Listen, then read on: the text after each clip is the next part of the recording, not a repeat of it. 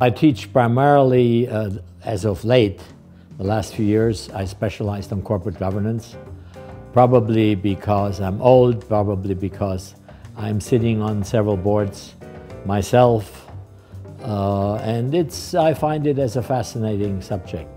I came to it quite late in my career.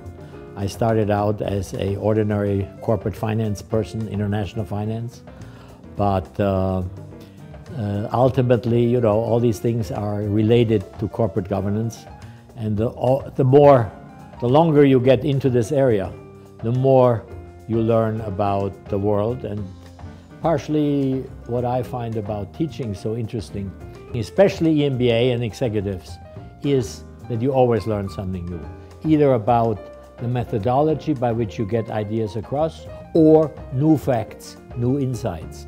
And so this is very satisfying. I taught at Stanford and I taught at Michigan for many years. I was very active in executive education. The Nanyang EMBA has achieved a composition of participants that is at least as good as those of other major schools. And I can say that because I got the experience. You need enough participants of a sufficient level within their organizations and with the intellectual firepower that they don't get frustrated or pull down the class, that they have something to contribute in the class. EMBA students, given their experience, they react very negatively to pure academic presentation, even if it's maybe very good, very big. So the challenge for any EMBA faculty is to combine academic competency and academic research with experience. Now, this experience can be gained in various ways.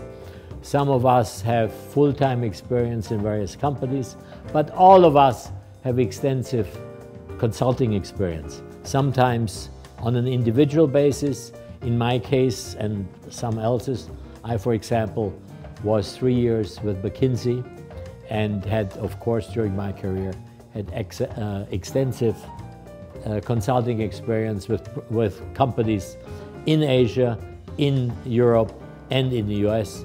So I think all that adds up to war stories. And if you combine that then with experiences and stories and insights that you gain through the participants, that constant learning is a very effective thing, and that ultimately what makes an effective faculty. I think people get real value for money in the Nanyang EMBA. Okay, like all things, it's an expensive program, not so much in terms of time, money, but also in time, because people have to be prepared to spend very expensive time, both in terms of their work commitments as well as their personal commitments, family, and so on and so forth. But I think we can be very proud of that. Through the bank, we offer them value for money.